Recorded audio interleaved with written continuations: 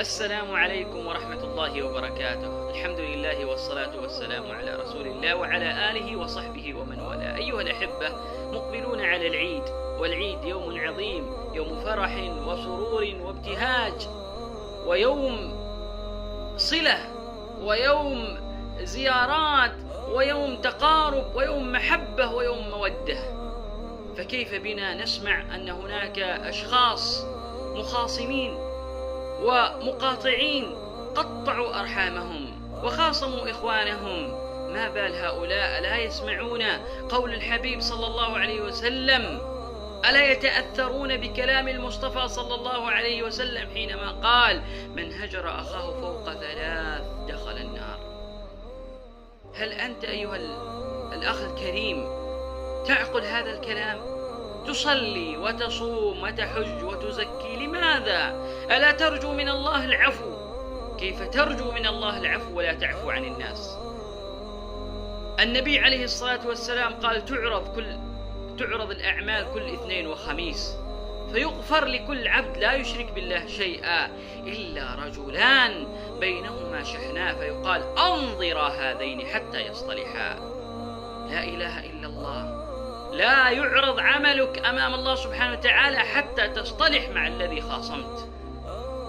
فكيف بنا نسمع هذه الأحاديث ونسمع كلام الحبيب صلى الله عليه وسلم ولا نزال مكابرين ومعاندين؟ على ماذا؟ على أمور تافهة، على دنيا فانية. هل تجد كفن أو لربما لن تجد كفن تكفن به عندما تموت وأنت مغتر وأنت متكبر على العباد، ولا ترضى أن تعفو عن العباد، وأنت تطلب العفو من الله جل وعلا. غدا يوم عرفة، كلنا نرجو من الله أن يعفو عنا، ونرفع أيدينا إلى السماء ونسأل الله سبحانه وتعالى أن يعفو عنا ويغفر لنا، ونحن لا نعفو عن الناس. كيف هذا؟ كيف تطلب العفو من الله وأنت لا تعفو عن الناس؟ وتجد بعض الناس يذهب إلى الحج ويذهب إلى العمرة ويتصدق وهو لا يعفو عن الناس، وهو متكبر على الله سبحانه وتعالى. الله جل جلاله يطلب منا العفو ويطلب منا الصفح، ونحن مكابرين ومعاندين. إلى متى؟ إلى متى أيها الأحبة؟ للأسف الشديد كثير منا من قطع أرحامه وخاصم أهله، وبعضهم من خاصم والديه.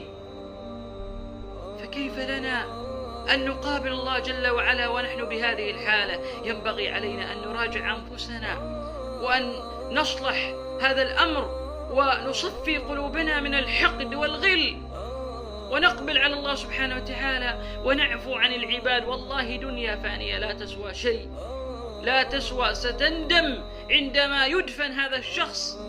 كثير من الأخوة ندموا أشد الندم عندما دفن من يخاصمون. والله جلس على قبره يبكي ندما وحسرة على ما صنع.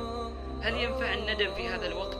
لا ينفع والله. يجب علينا أيها الأحبة أن نصفي هذه القلوب ونتواضع. من تواضع لله رفعه الله، ومن عفا وأصلح فأجره على الله.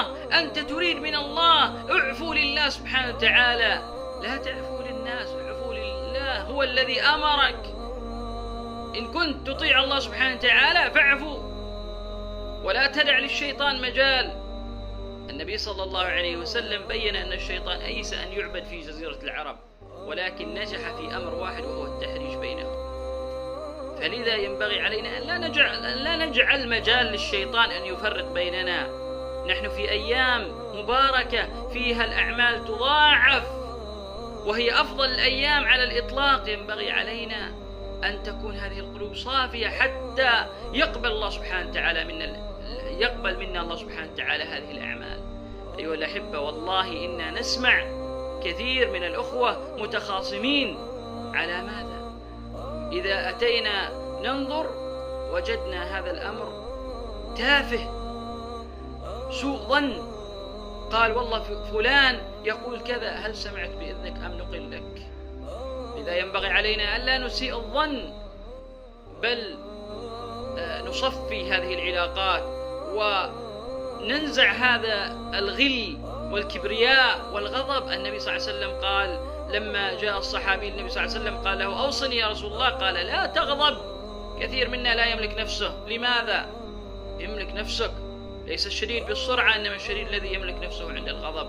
لا أطيل عليكم، ولكن أسأل الله سبحانه وتعالى أن يكون لهذا الكلام أثر في القلوب، وأسأل الله سبحانه وتعالى أن يعفو عنا وعنكم، وأن يجعلنا متحابين، وأن نصفي قلوبنا من أمراض القلوب كالغل والحسد والحقد. أيها الأحبة، يوم عيد، يوم فرح، لا نجعله يوم حزن. كذلك ينبغي علينا أن نفرح ونزور أرحامنا وأن نصفي العلاقات وننثر البسمة والمحبة وننشرها بين الأحباب. أسأل الله سبحانه وتعالى أن يوفقنا وإياكم لما يحب ويرضى، وصلى الله وسلم على نبينا محمد وعلى آله وصحبه.